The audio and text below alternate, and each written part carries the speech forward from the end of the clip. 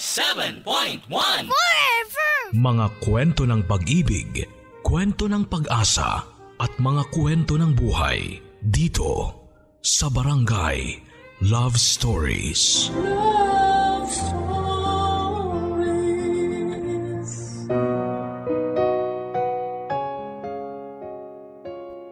Utang ang isa sa mga pinakamalaki at pinakamadalas na nangyayari sa atin. Nagkakautang o nagpapautang tayo na pwedeng maging dahilan para masira ang relasyon natin sa mga taong involved dito. Ikaw, nagkautang o nagpautang ka na ba? Mahirap magkaroon ng utang, kesyo utang na loob o utang na material pa yan. Hindi basta-basta ang pagbabayad dyan, lalo kung talagang gipit ka at wala kang malalapitan. Minsan dahil alam nilang wala kang malalapitan, gagawa sila ng paraan para mas lalo kang gipitin, para pumayag sa mga gusto nilang gawin natin. Minsan o madalas, nananalo sila sa panggigipit dahil alam nilang kahit saan ka tumakbo, wala kang laya sa mga kamay nila. Alam nilang babalik at lalapit kang muli sa kanila. Ang ating kwento ngayong araw ay may kinalaman sa utang. Isang utang na hindi basta-basta ang kabayaran. Ang ating kabarangay na si Rachel ay paano kaya siya gustong makabayad ng taong inutangan niya? Kaya ba niyang bayaran yon sa paraang gusto ng nakautangan niya? Alamin natin yan sa kanyang kwento dito sa Barangay Love Stories. Dear Papa Dudut, magandang araw po sa inyong lahat. Ako nga pala si Rachel, 25 years old at isang dating masahista sa isang spa sa Mandaluyong. Ito ang naging una at huling trabaho ko mula noong nagpasya kami ng aking nanay na tumira dito sa Metro Manila. Taga Bicol talaga kami, Papa Dudut, at napadpad lamang kami dito sa Mandaluyong dahil hikahus kami noon sa pera. Madali naman akong nakahanap ng trabaho sa tulong ng isang kakilala. Kaya naman nasuportahan ko ang mga pangangailangan namin ni nanay. Naging maayos naman ang lahat kung hindi lang dumating ang pandemya. Isa po ako sa mga natanggal sa trabaho noong nagsimulang kumalat ang COVID. Nagmakaawa pa ako sa boss ko na kahit gawin na lang niya akong kasambahay sa kanila, pero talagang hindi umubra dahil apektado na rin siya ng pandemya. Napakalaking dagok ng pandemya sa amin, Papa Dudut. Hindi po kami nakapaghanda dahil hindi naman ako nakapag-ipon. Hindi naman kasi kalakihan noon ang sahod ko at sumasapat lang para sa aming dalawa ni nanay. Hindi na nga ako dati halos makatulog kakaisip kung paano ako kikita ng pera. Nakautang naman si nanay sa kapatid niya, pero hindi yon sapat, Papa Dudut, para sa araw-araw namin, lalo na sa mga bayarin. Mabuti na lang at may utos noon ng gobyerno na bawal maningil sa mga paupahan at kasali kami noon sa mga nakahinga ng maluwag. Hindi naman namilit ang landlord naming si Mang Simon. Sinunod nito ang inutos ng mga nakakataas.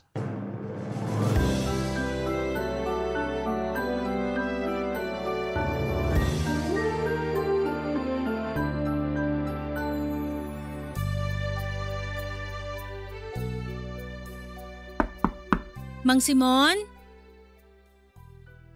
Mang Simon? Oh, bakit Rachel? May kailangan ka ba? May sira ba sa apartment nyo? Ay, wala naman po. May gusto lang po sana akong ipakiusap. Oh, ano yun? Mukhang malabo kaming makabayad ng upa ngayon at sa mga susunod pang buwan. Natanggal po kasi ako sa trabaho. Wala pa akong napapasukan ngayon kasi halos lahat nakasara pa eh. Ay, ayos lang yun. Talaga po? Hindi niyo po ba kami paaalisin ng nanay? Papaalisin? Bakit ko naman gagawin yun? Kasi po di kami makakabayad. Ayos lang nga. Huwag mong intindihin yun. May iba naman akong tenants dito sa compound na may mga trabaho pa. Sila munang sasalo sa hindi nyo mababayaran. Talaga po? Pasensya na po talaga. Wala yun. Tsaka hindi ka ba nanonood ng balita? Hindi po eh. Binenta po namin yung TV namin para may pangbili kami ng pagkain. Ganun ba? Sabi sa balita huwag muna kaming maningil ng mga landlord at landlady dahil nga sa sitwasyon. Gustuin ko man pilitin ka magbayad. Hindi ko magawa dahil baka bukas makalawa makulong na ako. Hindi ko naman po gagawing ireklamo kayo para makulong. Kung sakali nga pong papaalisin nyo kami, maiintindihan namin At saan naman kayo titira niyan? Sa mga footbridge? Nako, makikipagsiksikan pa kayo sa mga taong grasa doon. Maawa naman kayo. Kung wala na talagang ibang paraan, makikibed space na lang kami sa mga footbridge. Yan naman ang hindi kakayanin ng konsensya ko. Kaya wag mo nang intindihin yung bayad mo sa upa. Sa ngayon. Hayaan mo makabawi ka kapag meron na talaga. Ililista ko na lang lahat. Problemahin mo na lang yung pantawin nyo araw-araw. Salamat po, Mang Simon. Pangako, kapag natapos lang tong pandemya o kaya kahit humupa lang ng kahit konti, kayo po ang unang-una kong babayaran. Sabing wag mo nang isipin yun Magtulungan na lang tayo ha? O siya, balikan ko na inaayos kong cabinet ha? Sige po, pasensya na po sa istorbo ha.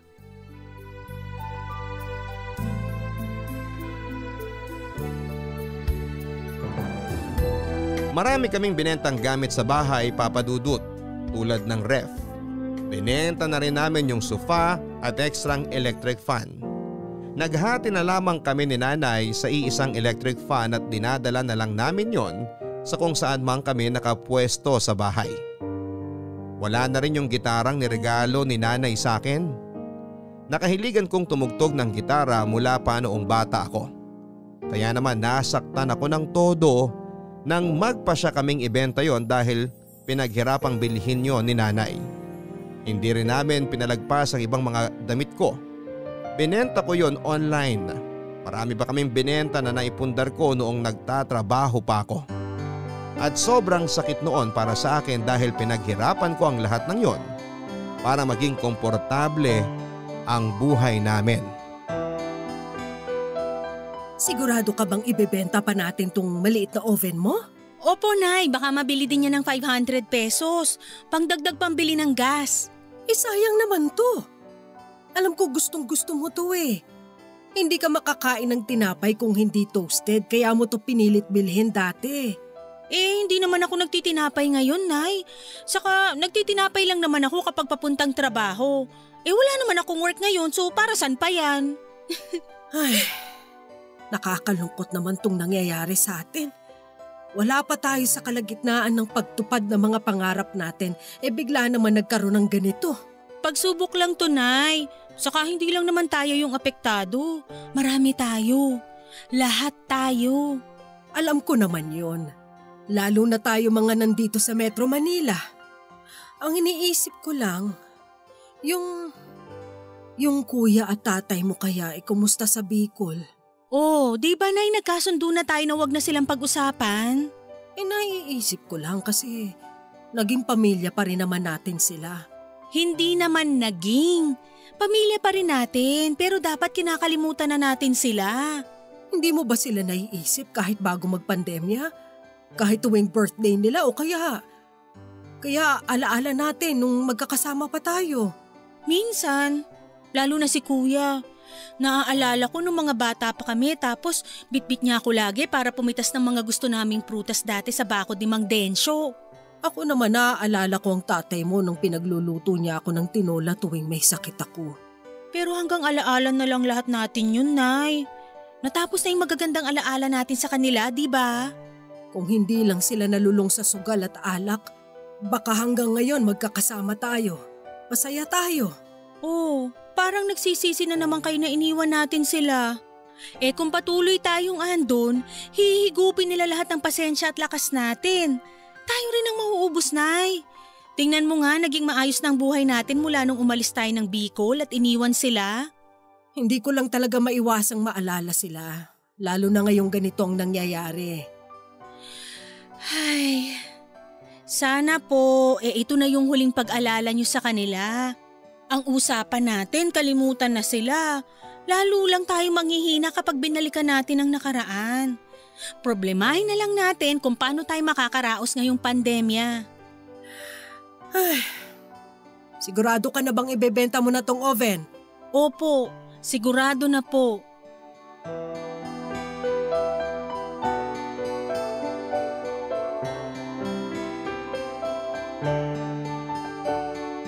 Iniwan namin sina tatay at kuya sa Bicol dahil sa problema nila sa alak at pagsusugal.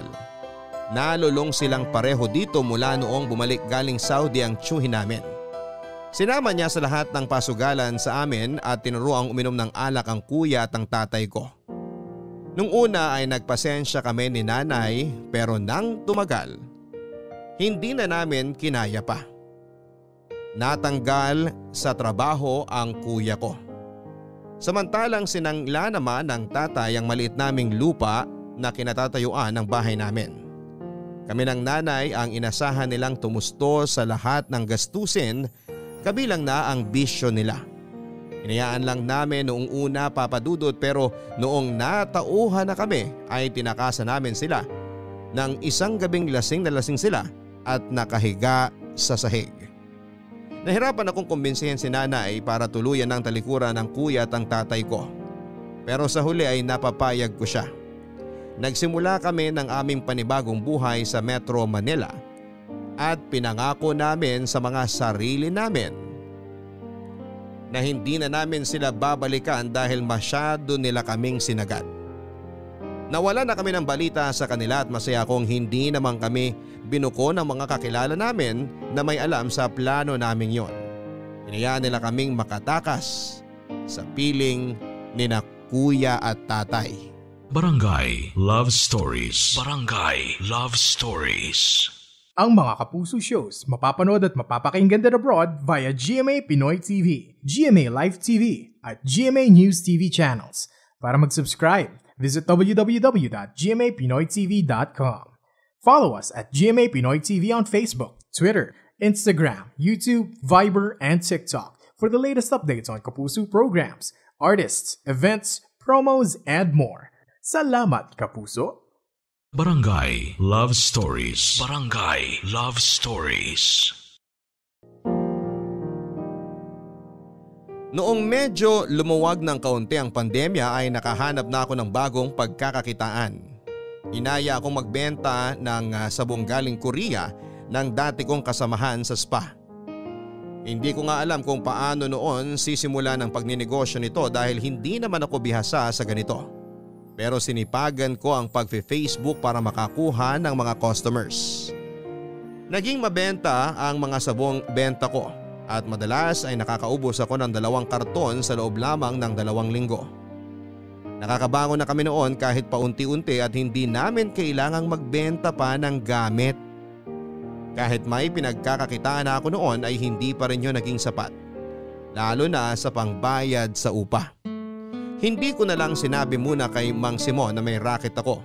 Kung akala niya noon ang perang pinangtatawid namin ay galing pa rin sa mga nabenta naming gamit.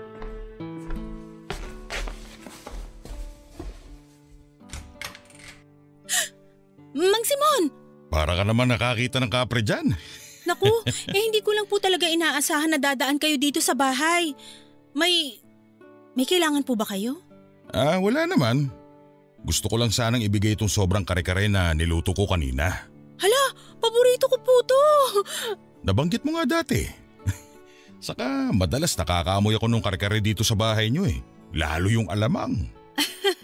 Masyado po bang halata na paborito ko yon? Nakakahiya naman po at nangangamoy pala ang mga niluluto ni nanay na alamang dati. Naglalaway nga ako tuwing naaamoy ko eh. Paborito ko ang alamang talaga. Lalo na yung may sahog na baboy. Ay, ganyan po ang gawang alamang ng nanay. Hayaan niyo po kapag nakabawi na kami, igagawa namin kayo ng alamang.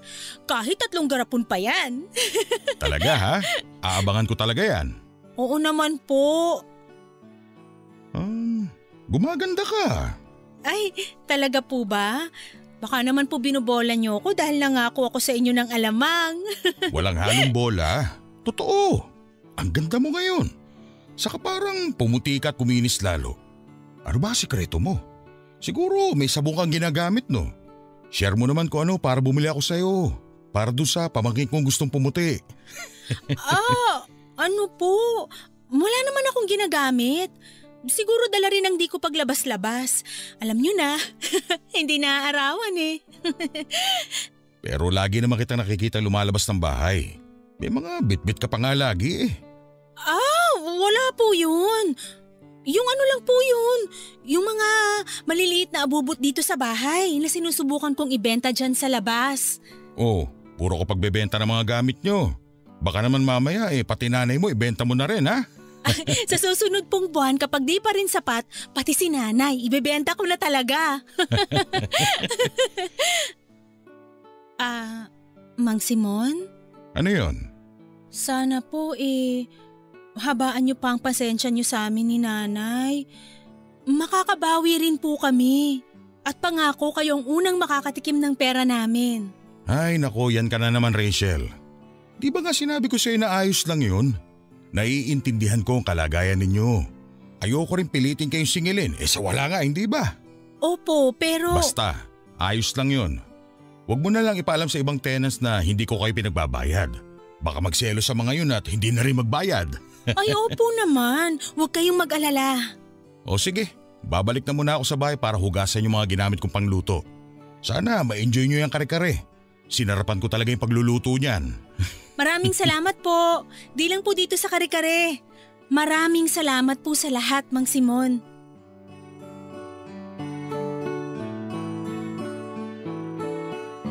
Patuloy na nagbibigay noon ng mga pagkain, shampoo at sabon si Mang Simon.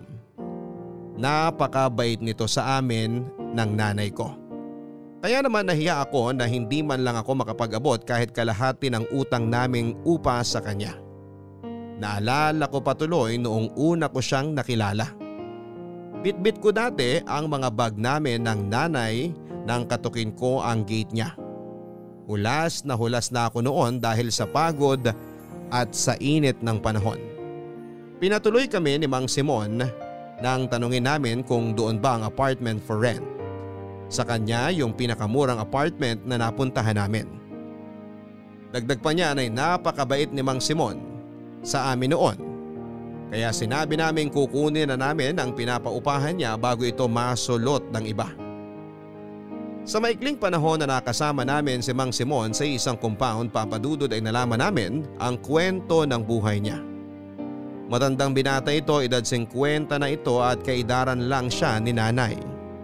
Nalaman namin na isang beses lang itong nagkaroon ng karelasyon at noong high school pa lamang siya. Hindi na naulit na manligaw ito dahil bukod sa pagiging torpe niya, pihikan din daw ito sa babae.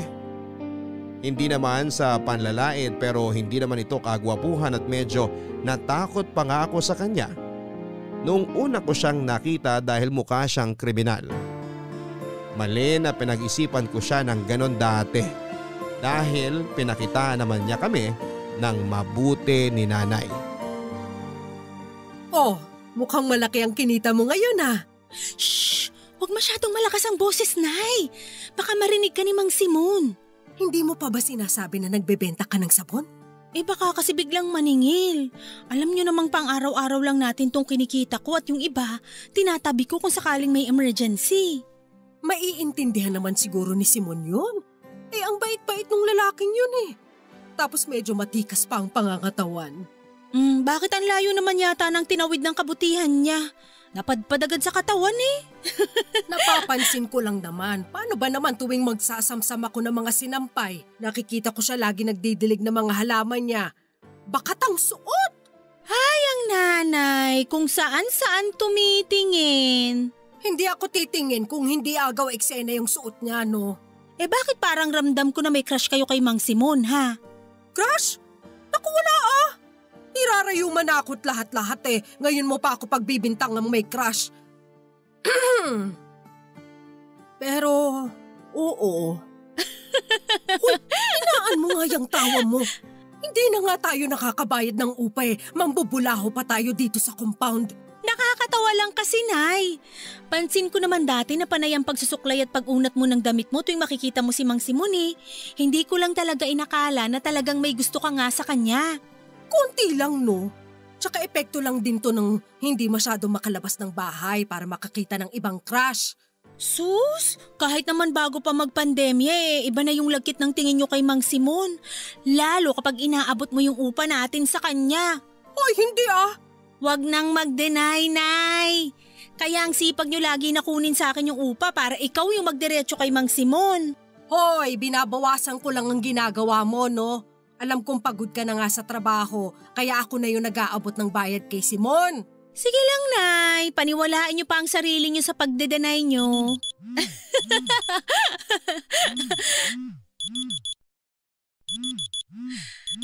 Ay. O bakit? Nag-alarm lang po yung cellphone ko. Reminder lang na birthday pala ni Nika ngayon. 10 taon na pala si Nika, no? Ang apo kong yun, nananabik na ako sa kanya. Ako rin naman po. Kung malapit lang ang Bicol dito sa Mandaluyong, baka pinuntahan ko na siya. Kukunin mo ba siya kung sakali? Sa kalagayan natin ngayon, mukhang hindi. Ang ganda na ng buhay niya sa ninang niya Sisirain ko pa ba kung ano yung magandang nakasanayan niya? Pero anak mo yun, ipapaalala ko lang. At bilang nanay, gusto kong maging maganda ang buhay niya. At alam kong hindi niya yun makukuha sa akin.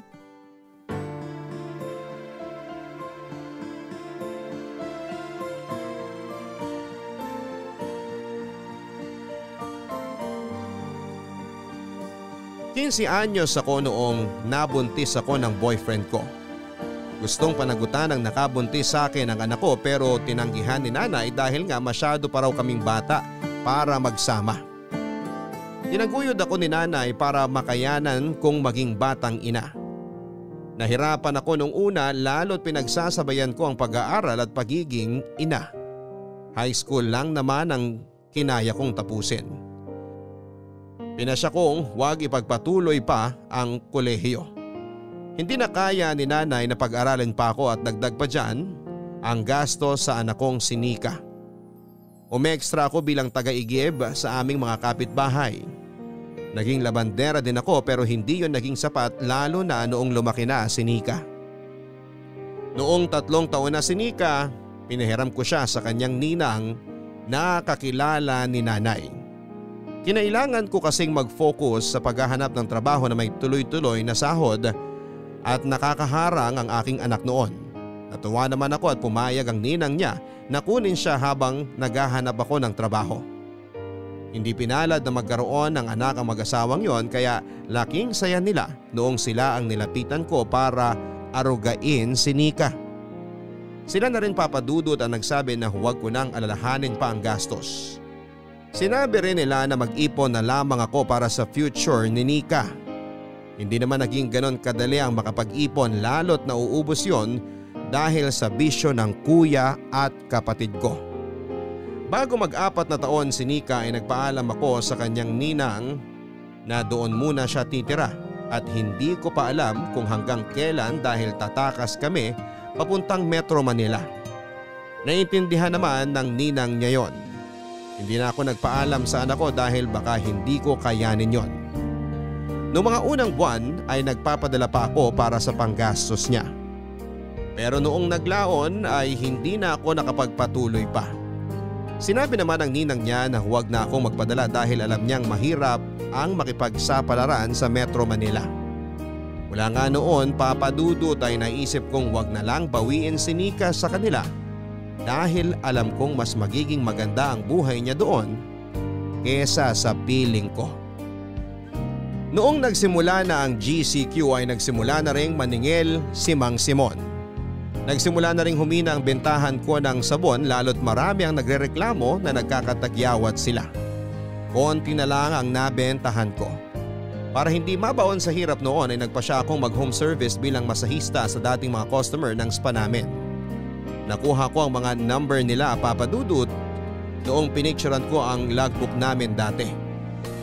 Nangihinaya nga ako na isip ko. Nirekomenda naman ako ng mga customer na yon sa mga kakilala nila. Pero binarat nila ako sa bayad ng masahe. Samantala hindi na rin ako nakakatanggi pa dahil pera na rin yon. Naramdaman ko kasi na dahil sa GCQ Maniningil na siguro si Mang Simon at nagkatotoo nga.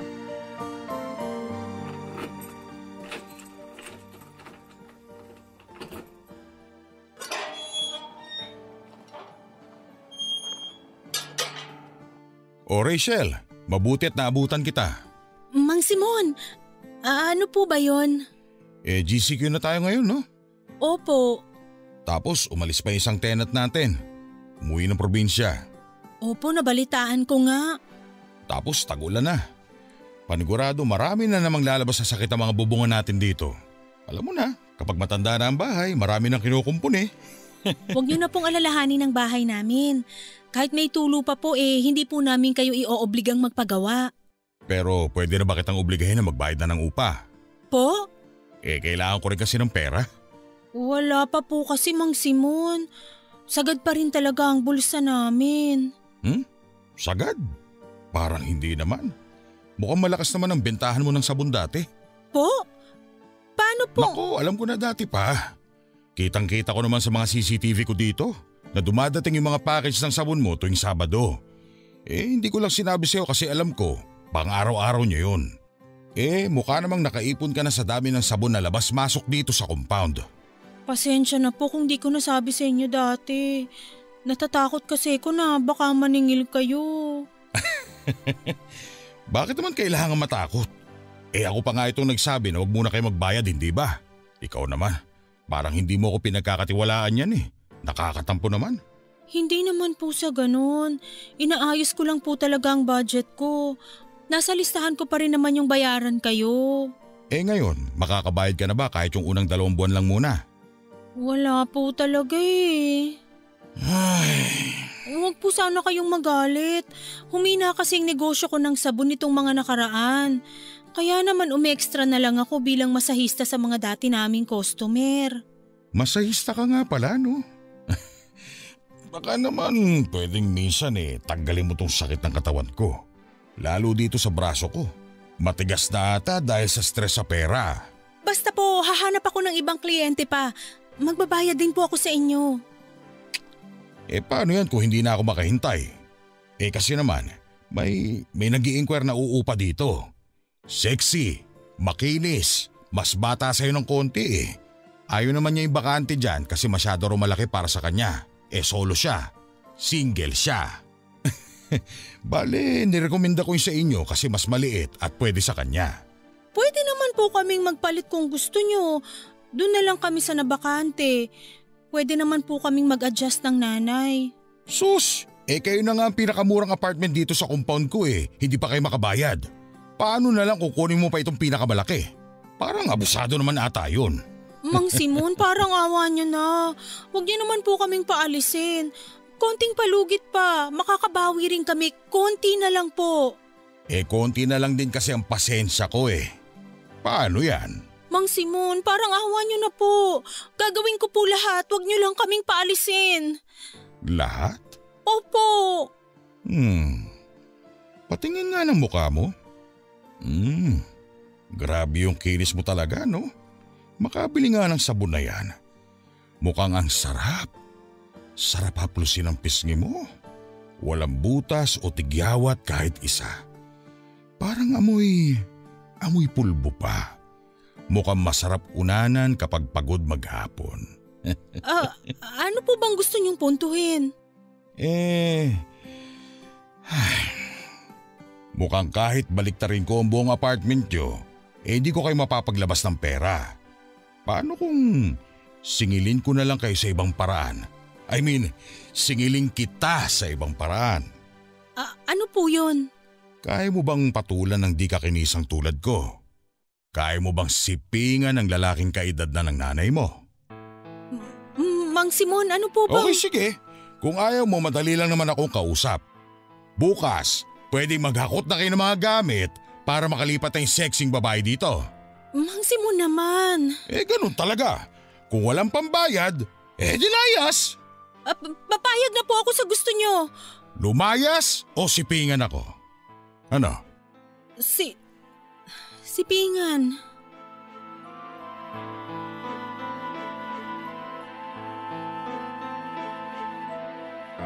Pumayag ako sa gusto ni Mang Simon na kapalit ng utang namin gagalawin niya ako anumang oras niya gustuhin. Nagipit na ako sa sitwasyon ko dahil walang-wala na ako noon. Nanakot siyang paaalisin kami ni nanay at wala kaming ibang mapupuntahan na tatanggap sa amin. Nakiusap na lamang ako kay Mang Simon na huwag niyang ipaalam sa nanay ko ang magaganap sa amin. Pumayag naman itong ilihim namin noon ang gagawin namin. Natuwa nga ito at sinabing papayagan niyang gawing libre ang pagtira namin sa apartment para naman daw hindi ako lugi. Noong sinimulan na namin ang pagbabayad ko ng utang sa kanya ay nakaramdam ako ng asiwa at takot sa sarili ko. May anak na ako pero pakiramdam ko ay asiwa pa rin, Papa Dudut.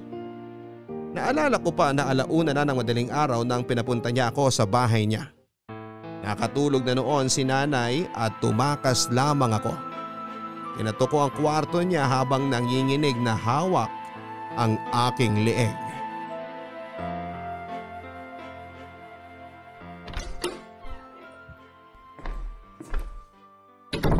Kanina pa kita hinihintay ah. Di ba sabi ko naman sa'yo, 11:00 ng gabi ka pumunta dito? Alam mo namang maaga ako bukas eh. Hinintay ko kasi na makatulog si nanay. Marami pa siyang kinalikot sa bahay kaya hindi ako nakaalis agad. Huwag na mauulit to ah. Ayoko nang pinaghihintay ako. Hindi na po, Mang Simon.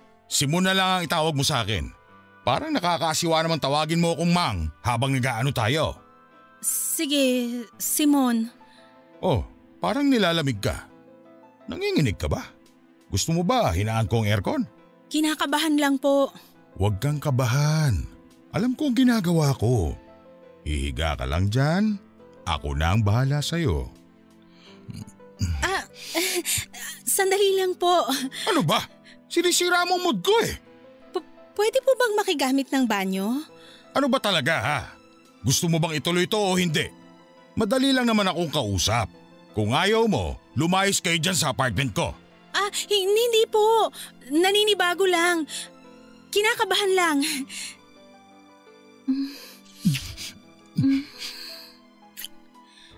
Ganun po ba? Diinan mo naman ang halik. Para ka naman humalik sa santo eh. Hindi naman ako mababasag kapag itinin mo pa ng konti yung labi mo. Halikan mo ako dito sa leeg. Dito.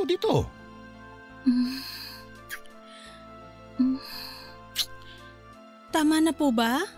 Di ba may anak ka na? Bakit parang hindi ka marunong mangromansa ha? Bata pa lang po kasi ako nung huli akong maikama. Kaya naman pala eh. Isa lang nakagalaw sa'yo? Yung tatay ng anak mo lang? Opo. Ang swerte ko naman. O sige, ako na talaga ang bahala sa'yo. Oh, higa na dyan. Bibilisan lang natin. Gagalingan ko, promise. Hindi ka magsisisi sa gagawin natin ngayon. Oh, umiiyak ka ba? Hindi po. Nilalamig lang siguro sa aircon.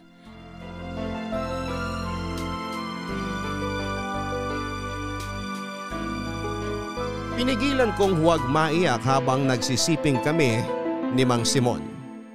Natakot ako magpakita sa kanya ng kahit na anong negatibong emosyon dahil baka magalit po ito. Hinayaan ko siyang gawin lahat ng gusto niyang gawin sa katawan ko. Nakailang beses niya akong sinipingan ang gabing yon. Noong natapos kami hindi muna ako nito pinauwi at niyakap ako nito hanggang sa makatulog kaming pareho. Ginising niya ako bandang 7:00 na ng umaga.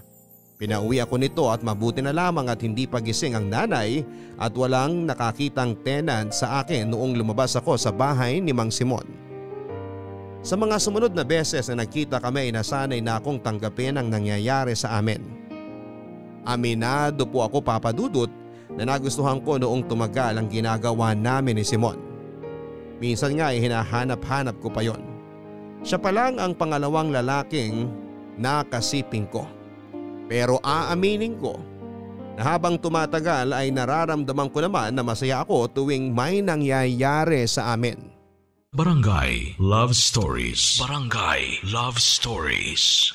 Ang mga Kapuso shows mapapanood at mapapakinggan din abroad via GMA Pinoy TV, GMA Live TV at GMA News TV channels. Para mag-subscribe, visit www.gmapinoytv.com.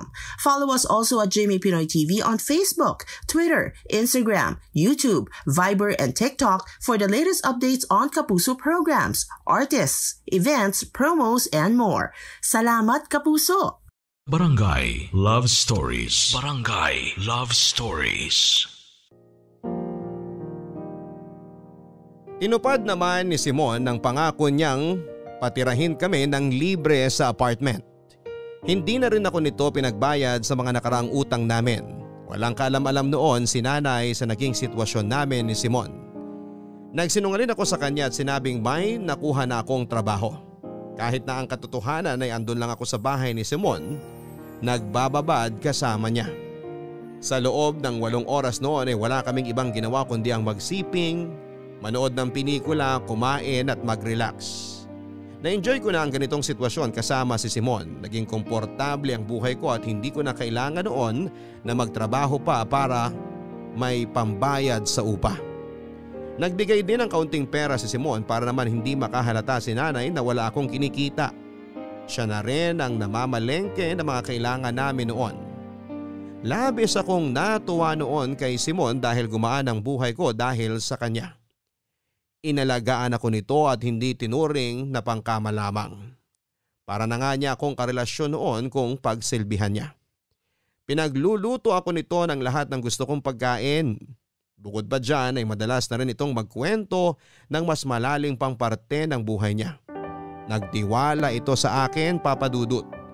Tulad ng isang karelasyon na malayang nagsasabi ng buhay at sekreto niya sa mahal niya.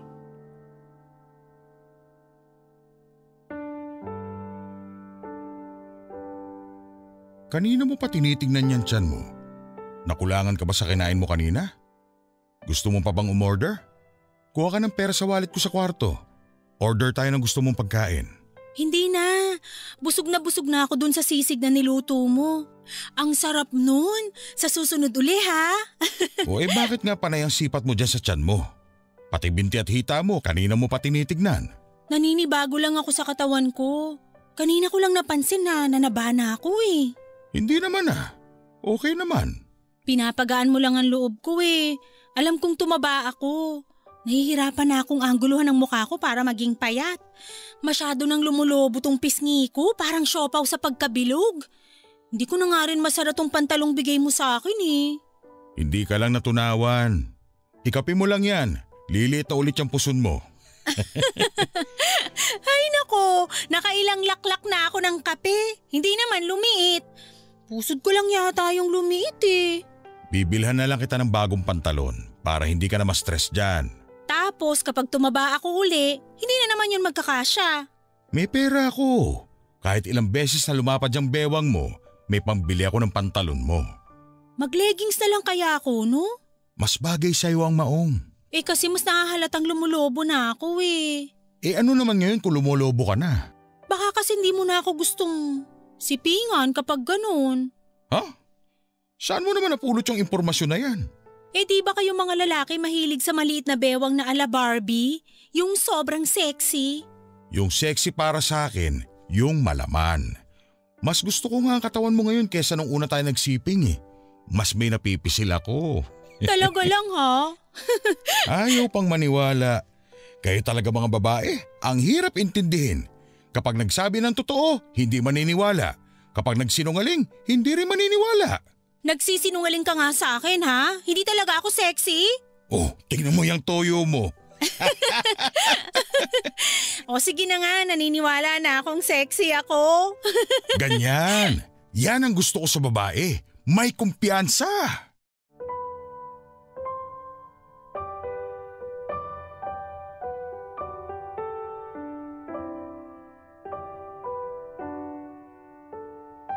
Sa paglipas ng mga araw ay nahulog na ako ng tuluyan kay Simon.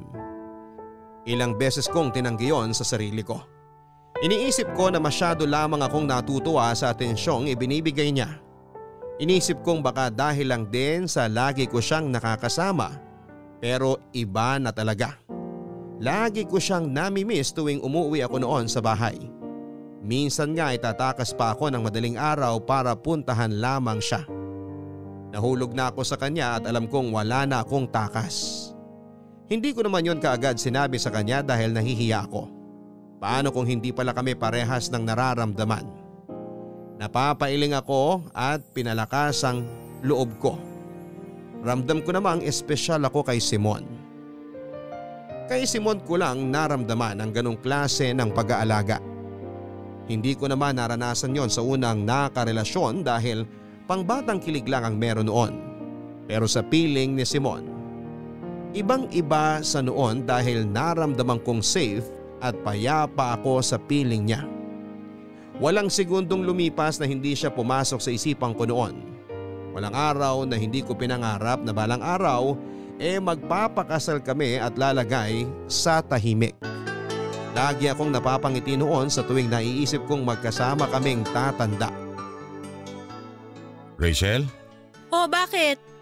Mag-usap tayo. Ang seryoso mo naman, natakot tuloy ako. Ano ba yun? Gano'n na tayo katagal na nagkikita ng ganito? Halos 7 buwan? Masaya ka ba?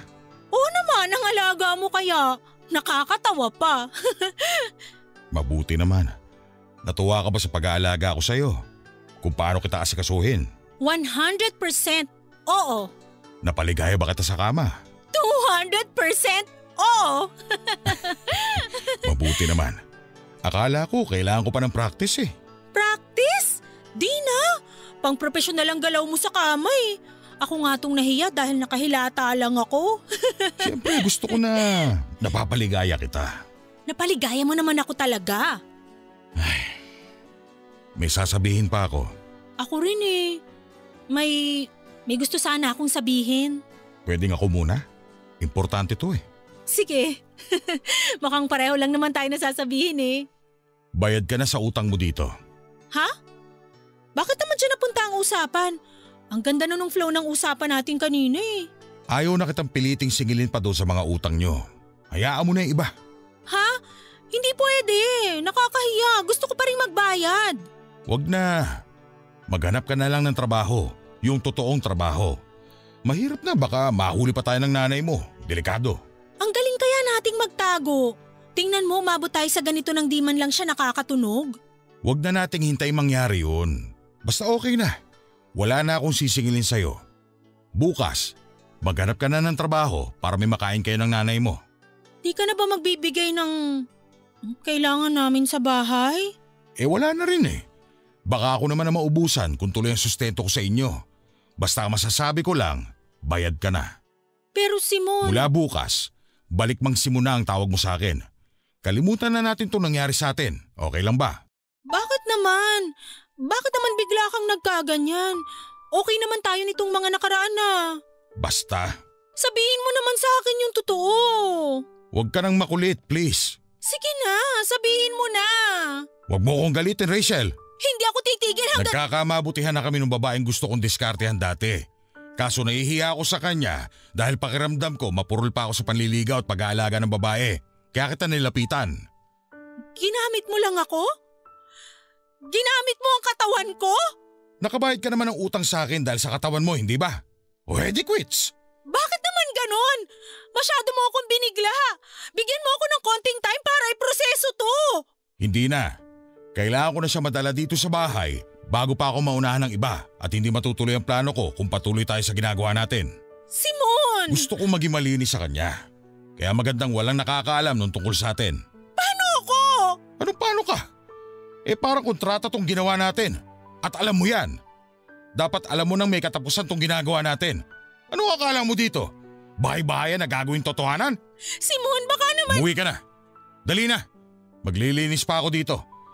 Siguraduhin mong wala kang naiwan kahit lipstick dyan. Mahirap na. Sige. At sa susunod na buwan, magbayad na kayo ng upa ha. Kailangan ko ng pera para pampa-impress sa kanya. Kaya ako na nagsasabi sa inyo, bukas na bukas, dapat makahanap ka na ng trabaho.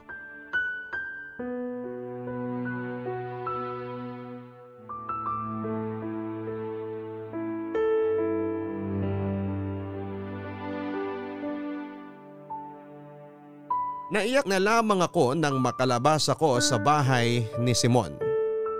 Hindi muna ako tumuloy noon sa bahay at pinalimig muna ang mga mata ko para hindi mahalatang namugto ito sa kakaiyak. Hindi po ako makapaniwalang sa ganoong paraan kami nagtapos ni Simon. Inakala kong may espesyal nang namamagitan sa aming dalawa. Akala ko lang pala yon, hindi na ako nakatulog noon sa kakaisip kay Simon at sa bago niya. Ilang beses kong pinasakit ang ulo ko sa kakatanong kung ano kayang meron sa babaeng yon at siya ang pinili at hindi ako. Nakahanap ako ng trabaho sa isang maliit na bakery, hindi rin ganong kalaki ang naging sahod. Nagtiis ako para may pang-araw-araw lamang kami. Nakita ko rin ang babaeng kinakabaliwan ni Simon. Kinumpara ko ito sa akin at natalo ako. Hindi na ako pinansimpan ni Simon at iniwasan ako nito. Si nanay na rin ang madalas na kinakausap nito noon para sa upa. Nasaktan ako sa ginawa ni Simon pero unti-unti ay tinanggap ko na ang katotohanan hanggang kama niya lang ako noon. Nag-live-in na sila ng babae at nakita ko kung gaano kasaya si Simon sa piling niya. Hindi ko yun nakita kay Simon noong kaming dalawa pa lamang ang magkasama. Naging masaya naman siya pero hindi kasing todo noong nakasama na niya yung bago niya. Makalipas ang 4 na buwan ay umalis na rin kami sa paupahan ni Simon. Nagtaka noon si nanay dahil nakakapanghinayang daw ang iiwan namin lalo't mura ang upa at mabait pa si Simon. Nagsinungaling ako sa kanya at sinabi kong makakahanap pa kami ng iba na mas malapit sa trabaho ko. Hindi na siya umimik pa. Hindi kailanman nalaman ni nanay ang tungkol sa amin ni Simon kaya mas lalong natagalan bago ako nakapag-move on dahil wala akong masabihan ng nararamdaman ko at wala akong mahinga ng payo dahil lihim ang lahat ng ito. Maraming salamat po Papa Dudut sa pagbasa ng aking liham. Ang inyong kabarangay forever, Rachel. Nakakasakit nga talaga ng loob ang gamitin ka, lalo na kung mahalaga sa iyo ang taong yon. Nakakasakit lalo kapag alam mo sa sarili mo na hindi mo deserve ang paggamit na yon. Marami na sa atin ang ginamit ng ibang tao para sa pangsariling interes at marami sa atin ang naipit sa paggagamit dahil eto lang sa tingin natin ang paraan para makalaya. Kaya patuloy ang panggagamit ng iba dahil akala nila ay payag ka dahil kailangan mo sila. Hanggang sa muli, ako po si Papa Dudut sa mga kwento ng pag-ibig, buhay at pag-asa sa Barangay Love Stories number 1. Mga kwento ng pag-ibig, kwento ng pag-asa at mga kwento ng buhay dito sa Barangay Love Stories. Love Stories. Forever. Forever. Forever! Nagustuhan ng iyong napakinggan? Ituloy yan via live stream sa www.gmanetwork.com/radio.